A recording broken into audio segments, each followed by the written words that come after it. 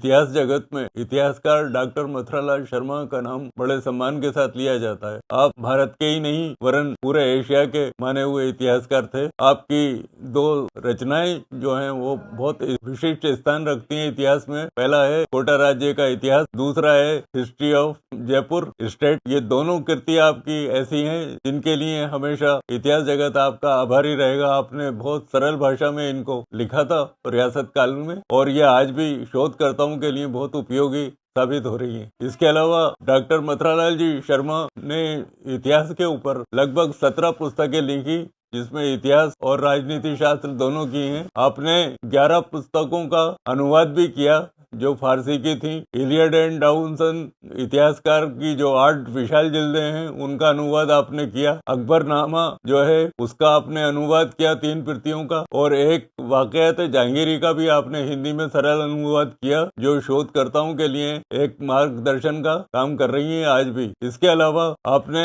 जो है अपने निर्देशन में 10वीं शताब्दी से लेकर के 18वीं शताब्दी तक राजस्थान के इतिहास पर प्रकाश डाला। आपके निर्देशन में कम से कम 35 शोध छात्रों ने पीएचडी की डिग्री प्राप्त की। आप एक ऐसे इतिहासकार हैं भारत के अंदर जिन्होंने काफी काम हिस्ट्री ऑफ राजस्थान के ऊपर किया है। इसके अलावा आप जो है जयपुर में रहते हुए राजस्थान रिसर्च हिस्टोरिकल इंस्टीट्यूट के डायरेक्टर रहे। आप अवैतनिक थे और आपने कोई वेतन नहीं लिया था। आप बराबर वहाँ पर काम करते रहे कई वर्ष तक। इसके अलावा वहाँ आपने जो है एक पत्रिका भी प्रकाशित की थी, त्रिमासिक, जो कई सालों तक चलती रही। शोध के क्षेत्र में उसने बहुत अच्छा काम किया पत्रिका ने। इसके अलावा आप जो है राजस्थान विश्वविद्यालय के वाइस चांसलर रहे, कुलपति। आपने वहाँ पर इतिहास डिपार्टमेंट के डीन भी रहे आप, और उसके बाद में आपने जो है राजस्थान हिस्ट्री के डिपार्टमेंट के डायरेक्टर पद पर कार्य किया काफी वर्ष तक, और उसी से आप सेवानिवृत्त हुए। आपका जन्म रियासत काल में कोटा के 12 कस्बे के एक छोटे से गांव में समसपुर में 1896 में हुआ था। आपके पिता कन्हैयालाल शर्मा थे, वो बहुत ही अच्छे व्यक्तित्व के धनी थे। आपने ऐसे परिवार में जन्म लेकर के पूरे परिवार का गौरव बढ़ाया। आप शुरू से ही पढ़ने के अंदर बड़े होशियार और होनहार थे। आपको अच्छे विद्वान शिक्षकों का सानिध्य, उनकी देखरेख में आपकी शिक्षा हुई, और आपने मिडिल क्लास तक की शिक्षा 12 के अंदर ही प्राप्त की। उसके पश्चात आप कोटा आए। आपने यहाँ हार्वर्ड हाई स्कूल से मैट्रिक किया था, और मैट्रिक करने के बाद में आप जो है इलाहाबाद चले गए थे। वहां से आपने ग्रेजुएशन किया, और ग्रेजुएशन करने के बाद में आप सीधे बनारस विश्वविद्यालय के लिए चले गए बनारस। वहाँ आपने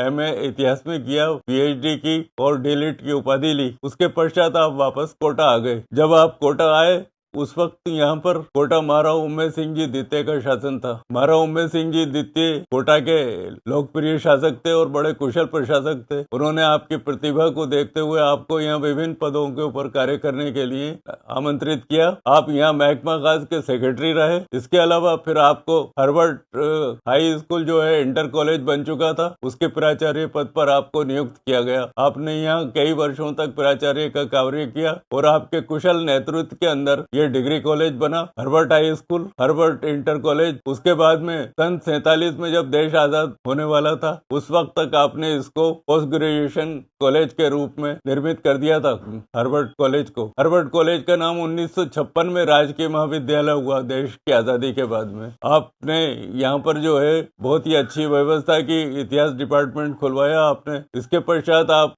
सन 48 में जयपुर महाराजा कॉलेज में जयपुर हिज हाइनेस ने बुला लिया था, वहाँ चले गए थे। वहाँ आप प्राचार्य के पद पर कई वर्ष तक आपने काम किया, और इसके अलावा आप वहाँ पर जो है रहते हुए आपने पुरालेखा विभाग, पुरातत्व विभाग जैसे विभागों के अंदर अपनी सेवाएं दी, और इसके अलावा आप वहाँ कुछ टाइम तक नगर परिषद जयपुर के चेयरमैन के पद पे भी रहे। आपकी कई भाषाओं के ऊपर बहुत अच्छी पकड़ थी। आप हिंदी, अंग्रेजी, उर्दू, संस्कृत, फारसी भाषा के अच्छे जानकार थे, और आपने कोटा में रहते हुए यहाँ पर जो है पुराने जो ग्रंथ, पुराने जो कागजात थे बख्शे खाने में, उनको पूरी तरह से सेट करके और एक पांडुलिपि का रूप दिया। ये आपकी बहुत बड़ी सेवाएं यहाँ कोटा राज्य के लिए रही। आपके प्रयासों से ही कोटा में राजकीय संग्रहालय स्थापित हो पाया, जो आज भी पूरे भारत के अंदर प्रसिद्ध है। मथुरा के बाद में कोटा का संग्रहालय पूरे भारत में जाना जाता है अपनी मूर्ति, शिल्प और अन्य पुरातत्व सामग्री की दृष्टि से। डॉक्टर मथुरालाल जी शर्मा ऐसे प्रकांड विद्वान थे। आपके पिता बहुत मालदार नहीं थे, आपकी आर्थिक स्थिति बहुत कमजोर थी, मगर आपकी होनहार और पढ़ने में रुचि को देखते हुए पलायत राज परिवार जो था उसने बहुत आपकी आर्थिक मदद की थी। आपने कोटा महाराव उम्मेद सिंह जी के कहने पर कोटा राज्य का इतिहास सरल भाषा में लिखा 2 भागों में, जो आज भी शोधकर्ताओं के लिए और इतिहास प्रेमियों के लिए बहुत उपयोगी है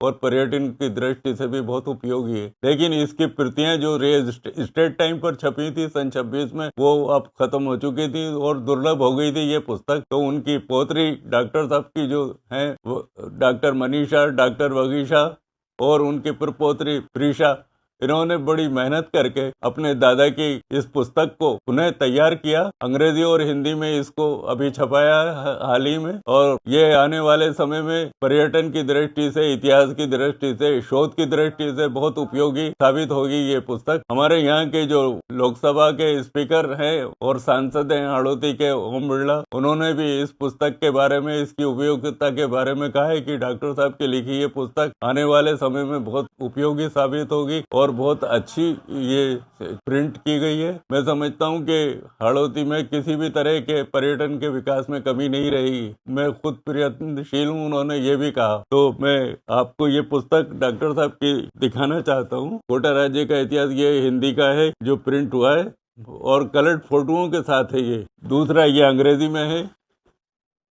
ये दोनों अब उपलब्ध हो जाएंगी पर्यटकों को भी, पाठकों को भी, शोधकर्ताओं को, सबको ये उपलब्ध हो सकेगी।